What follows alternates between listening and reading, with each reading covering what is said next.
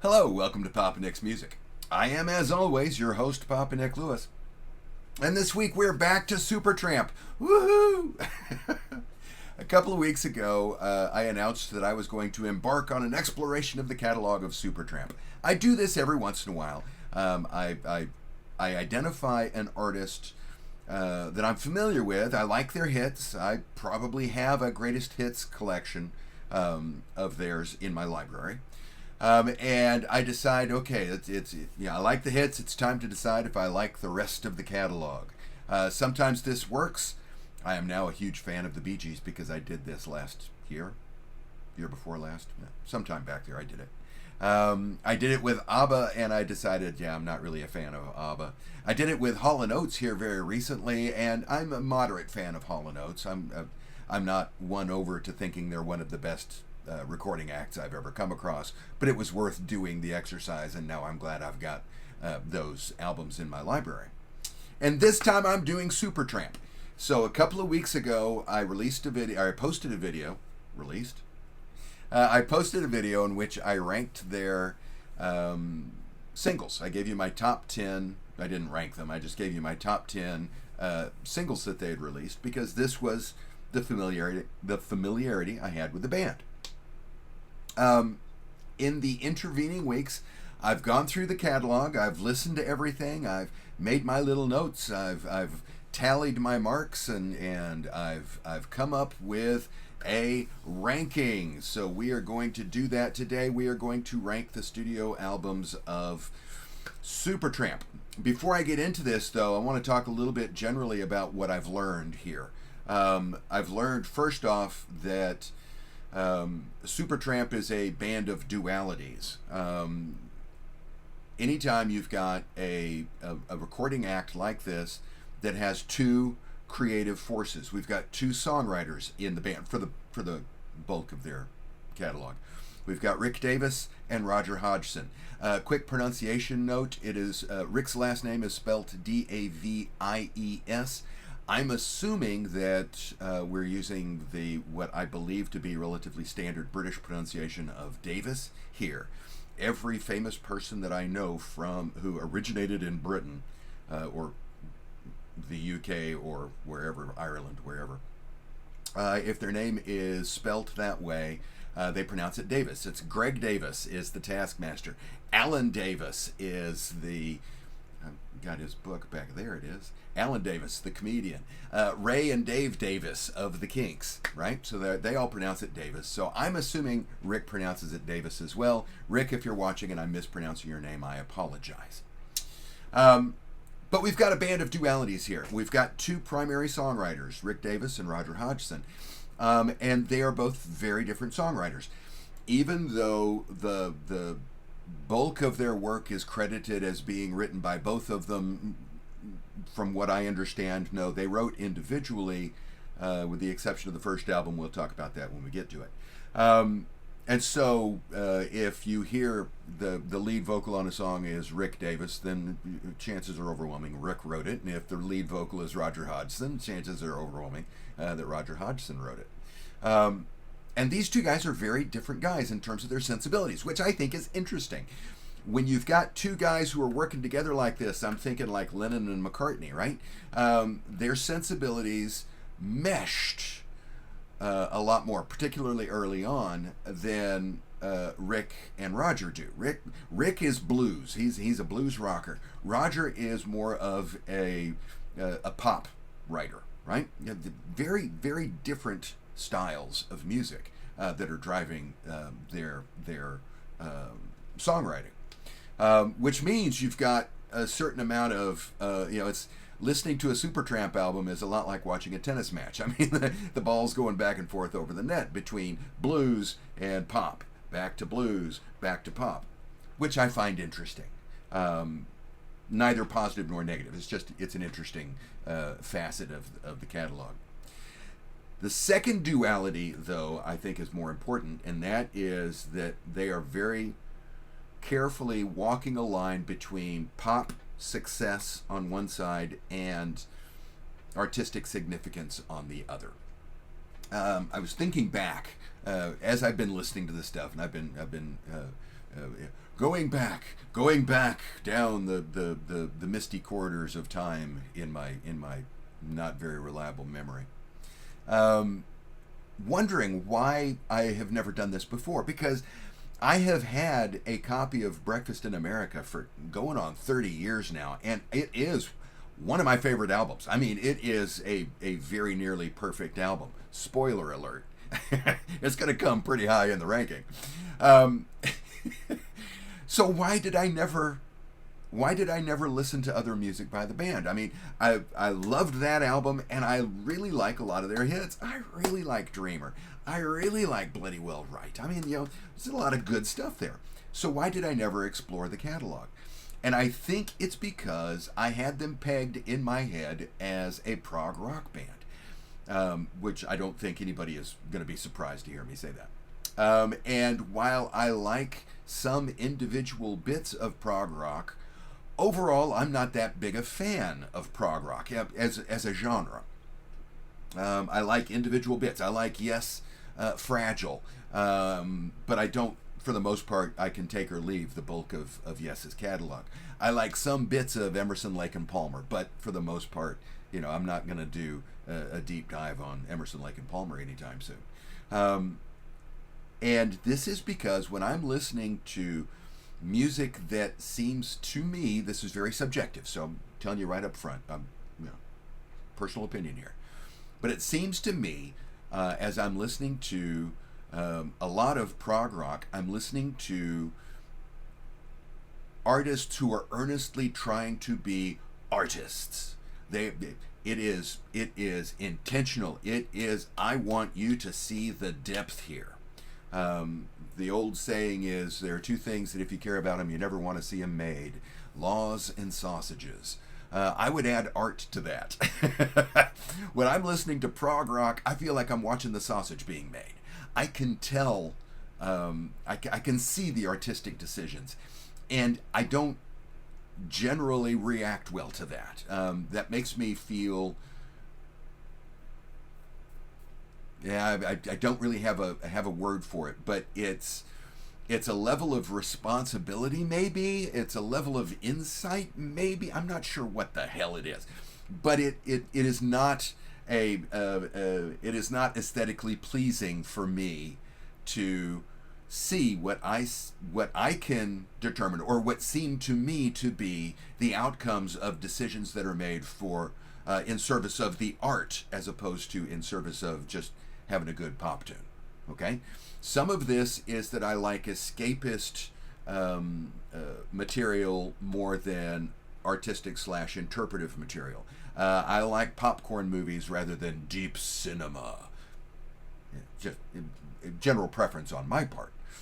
But when it comes to music, specifically when it comes to lyrics, I react pretty negatively as soon as I can tell, or as soon as it seems to me that the artist is trying to be an artist. It always strikes me as being pretentious, and I don't like pretension. So that's one of the stumbling blocks that I've had to deal with. Supertramp is very much wrestling with this. They're, like I said, they are walking that line. On the one hand, we got some pop hits, and on the other hand, we've got some excruciatingly earnest art going on here. So there's a balancing act that goes into listening to this stuff. One of the other things that I learned is that Roger Hodgson is a hell of a guitarist. Oh my God, is he good!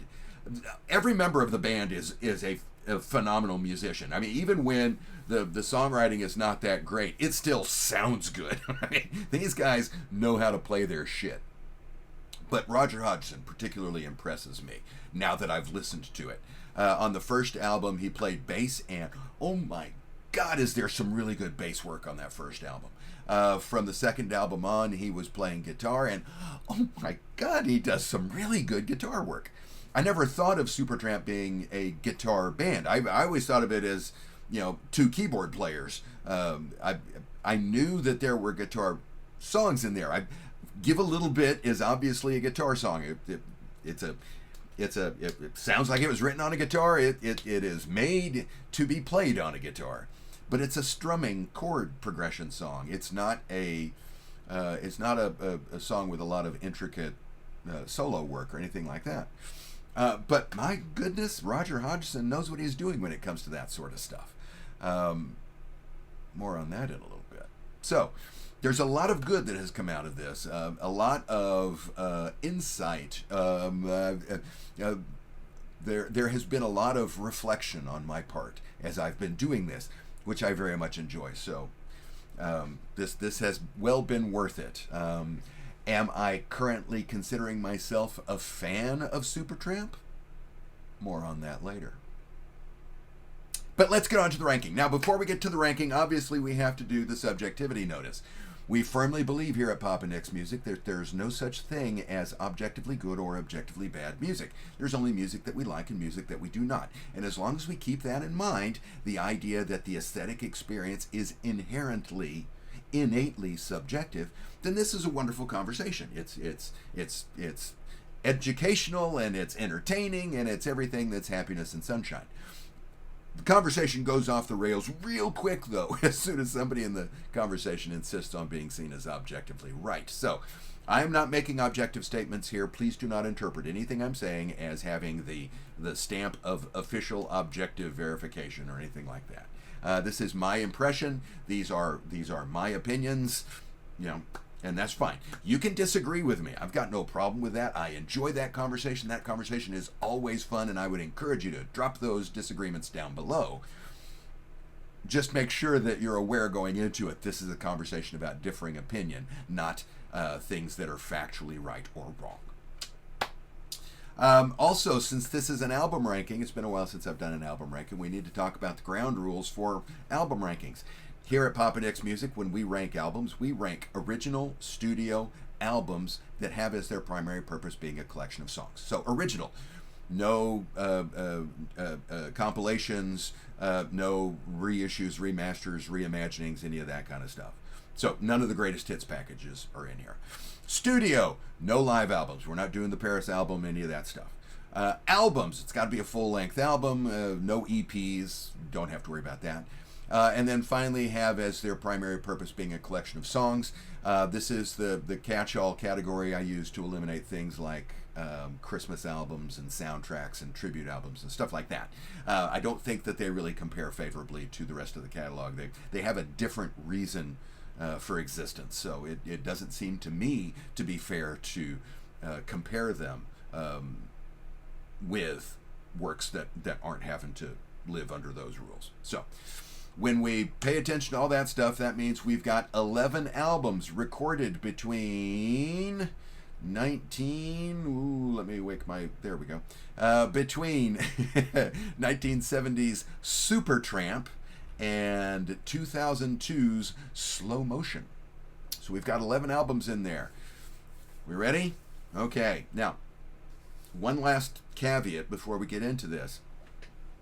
I kind of hinted at this earlier when I was talking about that line between pop sensibility and artistic sensibility, that they're frequently tiptoeing along, and I'm wanting to steer them toward the pop side because I'm not that fond of the artistic sensibility side, right? I'm not a big fan of prog rock, okay? Which means if you are a dedicated, diehard, dipped by your heels in the river Styx fan of Supertramp, there is an overwhelming likelihood that you are going to very strongly disagree with some of what I'm saying. Which is fine. You don't have to agree with me. That's not the purpose here. The purpose is to see the world from somebody else's perspective, which is always fun. Just know going into this, I am not trying to piss you off. I am not a bomb thrower. I'm not a contrarian. I'm not picking what I think is an edgy thing so that I can get views or any of that nonsense. This is how I honestly see the work. I have not gone out of my way to try to familiarize myself with the critical perspective on the band or with the perspective on the band that is widely held among its fans. I have, though, noticed a few things. It's not hard to see them when you're walking through this stuff. And there are some of these albums that most fans deeply, deeply treasure that I'm frankly not that moved by. Some of the albums that I think are really good, I don't know, all that much beloved by the fans. So, going into this, there are going to be some calls that I've made here that it is very likely that you are going to strongly disagree with. If you are here because you know me and you've been hanging out with me and you think that I'm kind of fun and all that, so if you're here because of your connection to me individually, I'm not worried. But if you have come across this video because you are a deep fan of Supertramp, you voraciously view any video that has Supertramp content, and your YouTube algorithm just feeds you video after video after video, then know going into this that I'm going to say some things that you are very likely going to disagree with. You are welcome to disagree with me down below. I'm not trying to squelch conversation. I just want to make it clear from the get-go, I'm not trying to offend anyone here. Okay? Okay. And this is going to make sense in a bit. Okay, so we've got 11 albums to rank. When I'm ranking albums, I know you're just saying, come on, get on with it, dude, but gotta lay the groundwork. When I'm ranking albums, the first thing I do is, as I'm listening to the albums, I assign them letter grades. A C is an average, typical, competent, workmanlike album. It's not something that I'm going to particularly recommend, but I'm not going to recommend against it either. It's just there. The bulk of recorded music should get a C. That should be the standard. It should be the norm. It should be the basic expectation. If I recommended it gets a B. If I recommend you stay away from it, it gets a D. If I strongly recommended it gets an A. And if oh my God, we need to bury this thing and salt the earth, and that gets it an F. I've got one C, and everything else is B or better. Okay?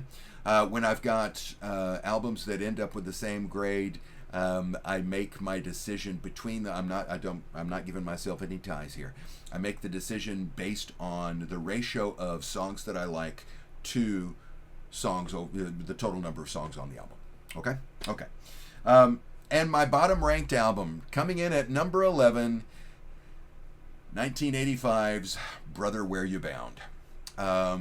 This is the first album that Supertramp released after Roger Hodgson left the band, and I was expecting to like it much more than I actually do. This is why I've got an actual copy of it. I bought it before I listened to it. Had I listened to it first, I probably would not have bought it. I expected that I would like it because generally I like Rick Davis's songwriting. I like his voice. It's a little thin and nasally on some of the songs, but overall I think it's got a nice quality to it. I enjoy listening to it. And this album was co-produced by David Kirschenbaum, who produced for Joe Jackson. And I love David Kirschenbaum, so this is going to be a great album, I thought. And it sounds really good. I enjoy listening to the music on this. But I've got two songs that I gave half of a check to. As you see, if you look at, I'm trying to hide grades here. If you look at, you'll see I've got my spreadsheet, and next to song titles I will have checks, and sometimes I have half checks.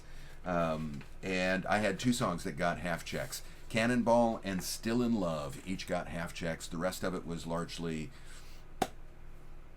there. I wasn't offended listening to it. I'm not going to be shocked if you like it, but at the same time, I'm not going to recommend it. So, coming in at number 11 from 1985, Brother, Where You Bound.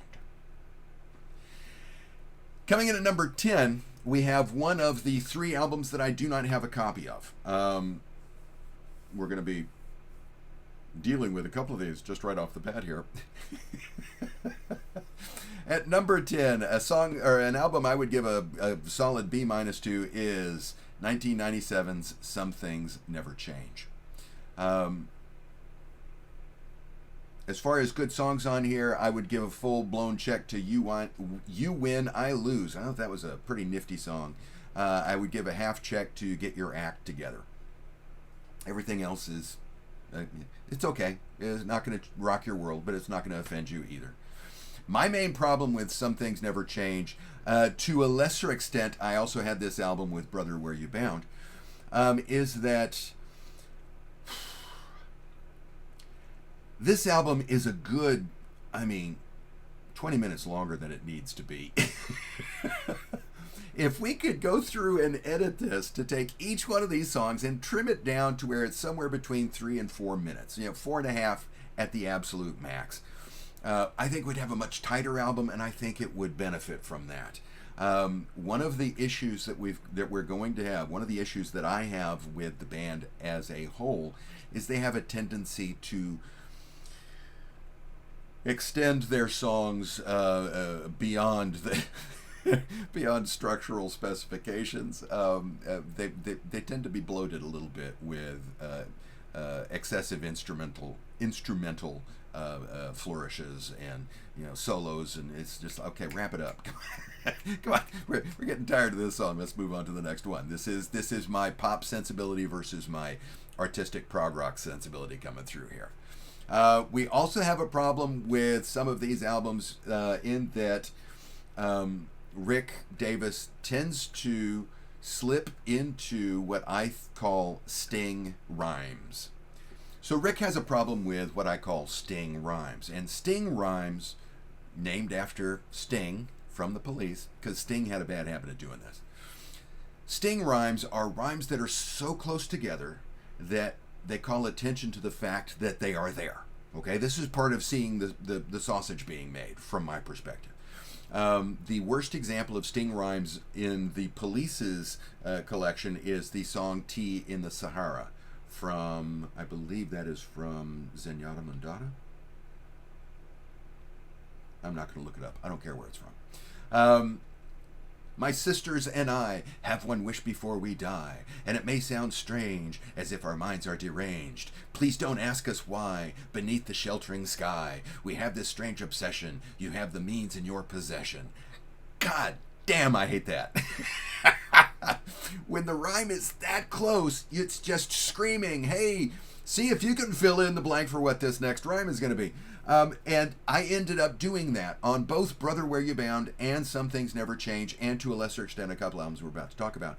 I've got a tendency to think ahead to what the next line might be.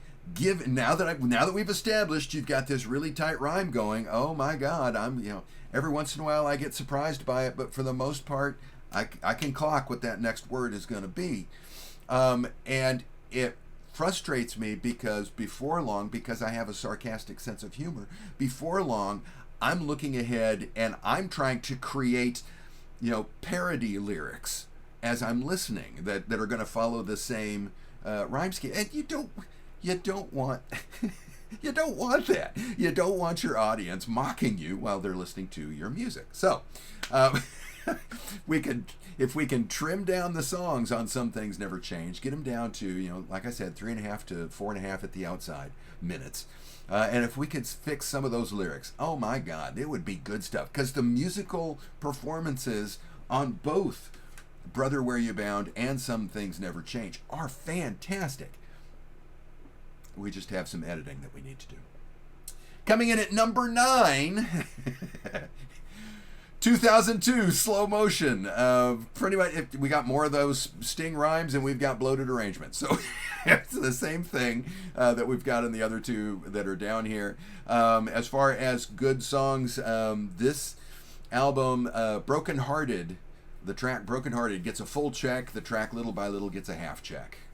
That's 1.5 checks out of 9 tracks. That's not good. It's not bad. It's just that. That's why both Some Things Never Change and Slow Motion get a B- as far as I'm concerned. Okay. Number 8, we're on more solid footing because, okay, now we're getting into the stuff that I liked well enough that I actually went out and got a copy of it. And coming in at number 8, we've got their 1970 debut, Supertramp. Now, the big knock against this album is the songwriting is it's not following the norm, right? Every album after this, half the songs Rick Davis wrote, the other half Roger Hodgson wrote. On this one, Rick Davis and Roger Hodgson wrote all of the music, and they're working with a vocalist named Richard Palmer James, who is writing all the lyrics. And Richard, if you're watching, hey, I hope you're doing well, but god damn, that was I'm not a fan of your lyrics, man. They are weak lyrics. They are. My note is, good thing they dumped Richard Palmer James. His lyrics are weak and artsy fartsy to me. Get a lot of sausage being made on this album. That being said, we've got some very good songs. We've got 3 good solid Czech songs. It's a Long Road, Words Unspoken, and Nothing to Show. I like all of those songs. And I like this album. It's just, of what we've got to go through from this point forward, it's the weakest because of their lyricist. Okay. Coming in at number 7. Coming in at number 7, we have, from 1975, Crisis? What Crisis? Now, there are a few calls that I've made when I've set up my ranking here that I'll just tell you right up front. It's unfair. It's unfair of me to put this where I'm putting it for the reason that I'm putting it there. Okay? So, know, when you hear me say this, I know how unfair it sounds. Out of all of these albums, this was the one that made me fall asleep.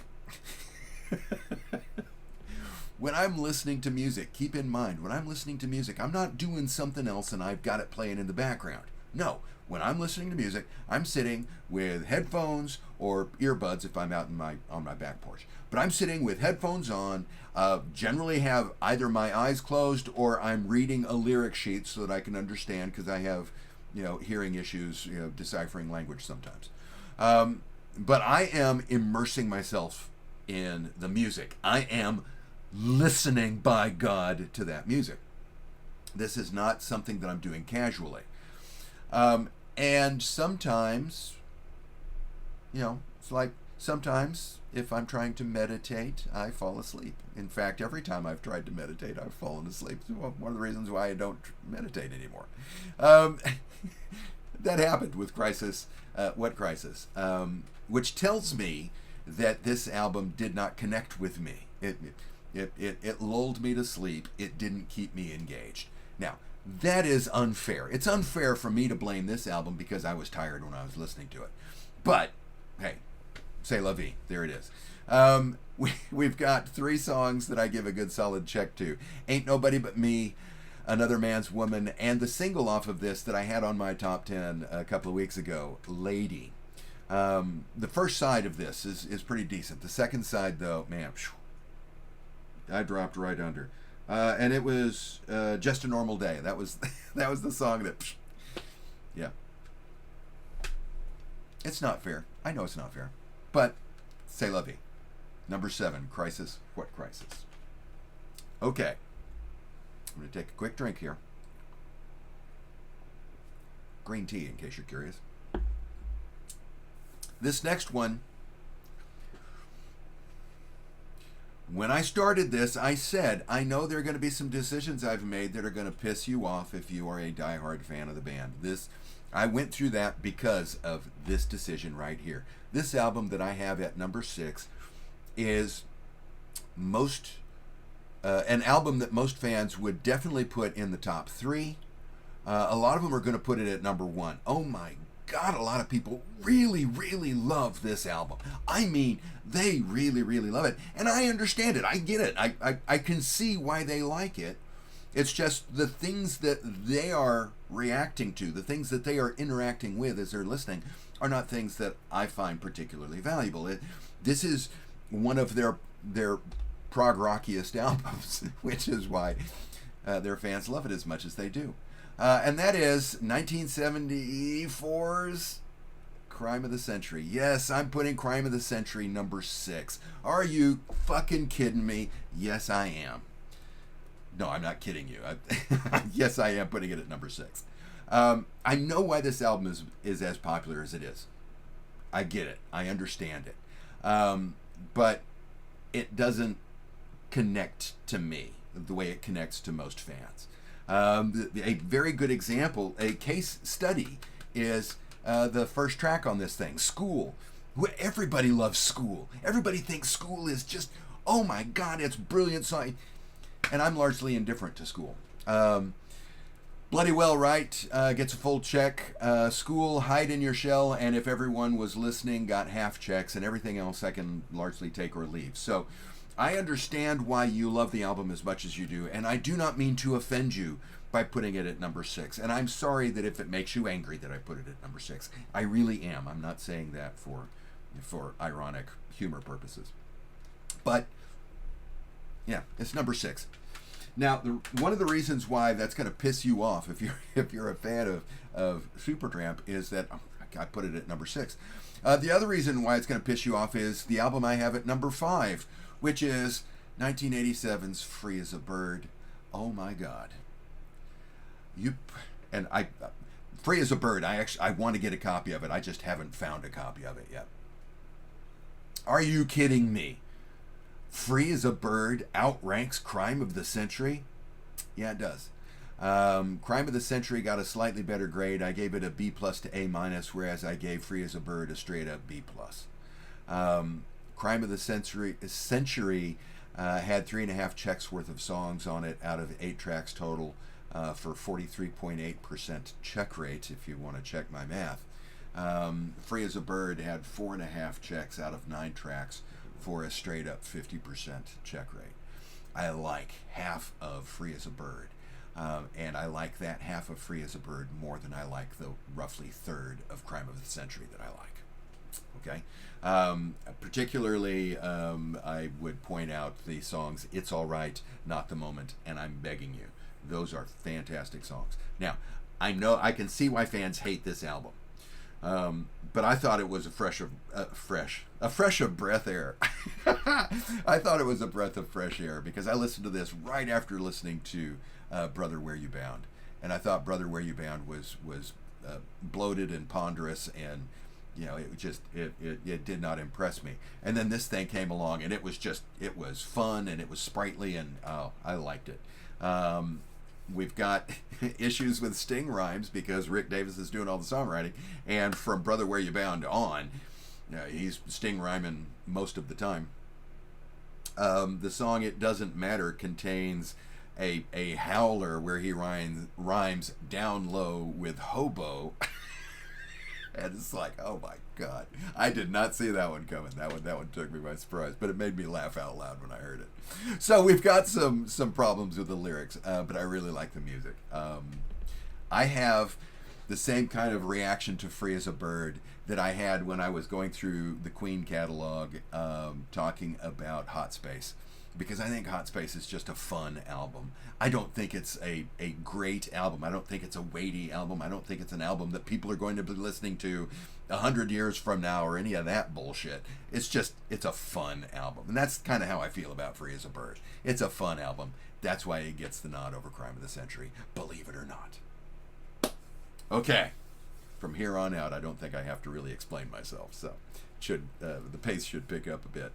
Coming in at number 4, I have from 1976, Even in the Quietest Moments. Obviously, I'm giving a full check to Give a Little Bit. That's a great song. Lover Boy, the title track, Even in the Quietest Moments. Downstream. In essence, side 1. This thing is a one-sider. I had a video not too long ago where I talked about one-siders. One-sider is an album where you like side 1, but you're not too fond of side 2, or vice versa.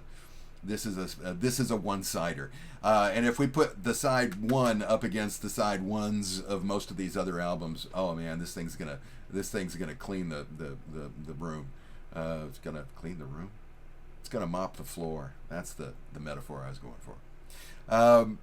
This thing's really going to do well if we just look at side 1. Side 2 is a bit on the draggy side, a bit on the bloated side. That's why it's coming in at 4th on the ranking. It's got a good solid A-, Even in the Quietest Moments. Very good album, especially side 1. Okay, my number 3 album was far and away the most pleasant surprise out of all of this. One of the reasons why I like doing this is it forces me to go back and listen to stuff, in some cases that I've overlooked just because I never got around to listening to it. In some cases, I never even heard of it. I had never heard of this album. My number 3 is 1971's Indelibly Stamped. I had never heard of this thing until I started this project. And oh my God, is this a good album? Oh man, talk about having a strong check rate. Jeez Louise. There are 10 songs on here, and there's only one that didn't get some form of mark, either a full check or a half check. The song is Potter, and that's because it's got the casual use of the N-word, which makes me highly uncomfortable. It's jarring. It jolts me out of the experience of listening to the song. Oh, it was a different time. They say, no, it wasn't. That's always been an offensive thing to say. That's the reason why people used it, was that they were being offensive. Give me that, it was a different time bullshit. Racism has always been racism. I don't care what your grandparents are trying to tell you. So we take that one song off. That song is a skipper. That is going to irritate me every time I hear it. So I'm just going to skip that song. With that one song accepted, the rest of this album is, oh my God, strong. Particularly, I would focus attention on Your Papa Don't Mind, Remember, and Coming Home to See You. But frankly, stay away from Potter. Anything else, throw a dart. It's fantastic. I really, really liked Indelibly Stamped. I gave it a good solid A. Now, coming in at number 2, I gave it a borderline between an A and an A+. It gets a little bit better than Indelibly Stamped. It was the second biggest pleasant surprise of the experience, and that is 1982's Famous Last Words. This was Roger Hodgson's last album as a member of Supertramp before he went off into a solo career. And this is just a good, solid pop album. I think let's go with many. I think many diehard Supertramp fans are going to be just irate that I put this up here as far as I did, because this is Supertramp in their eyes, I think. This is Supertramp trying to cash in on the hit success that they had with Breakfast in America. And I agree with that. That's exactly what they're trying to do. They're trying to have another hit album, and from my perspective, they knocked it out of the park, because this is a strong pop album. Everything on here gets a solid check, except Know Who You Are, which I think is an iffy guitar ballad, and Don't Leave Me Now, which is, if I've got one consistent criticism of Roger Hodgson as a songwriter, it's when he is writing the album closer, it tends to be something that tries to be moving or thoughtful and ends up being a lot of sound and fury. And Don't Leave Me Now is a lot of sound and fury. So I'll skip over those 2 songs, but everything else on here is a gem. I really like Famous Last Words. 7 out of the 9 songs got checks. I mean, come on. 1982, Famous Last Words. My number 2 Supertramp album. But obviously my number 1 is Breakfast in America. I mean, come on. This is almost a perfect album. We've got one skipper on this album. Lord, Is It Mine? And I think that's probably a popular song. I think a lot of people probably like it. I think it's a well-written song. It's just, it is not my cup of tea. I'm not saying it's a bad song. It just doesn't appeal to me personally. So I skip it. I don't find it offensive or anything. It doesn't have the N-word in it or anything like that. I skip it. And I would give a half a check to Child of Vision. I like Child of Vision. That's probably Roger Hodgson's best album closer out of all these albums. But I can't quite call it a perfect album, but I would give it a good solid A+. It's got the highest check rate, 8.5 check marks out of a possible 10. That's just fantastic. Breakfast in America, classic. There's a reason why I've had this album for 30 years, right? Come on. And that's how I would rank the albums of Supertramp. So, what do you think? Agree? Disagree? Do you want to, call me a dirty, rotten son of a bitch for for disrespecting Crime of the Century? Drop that comment down below. I always love hearing from you. Just remember, it's opinion. If you enjoyed today's video, I'd appreciate it if you'd click the like button. While you're down there, go ahead and click the subscribe button if you've not already done so. It costs you nothing, but it means the world to me, so I very much appreciate it.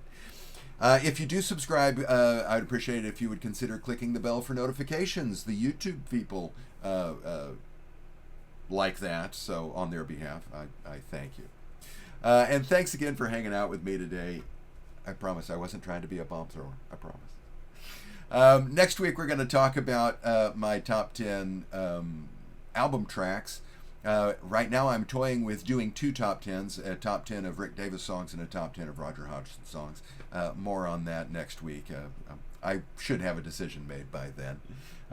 In the meantime, thanks for hanging out with me today, and I hope that the rest of your day is bright. See you soon.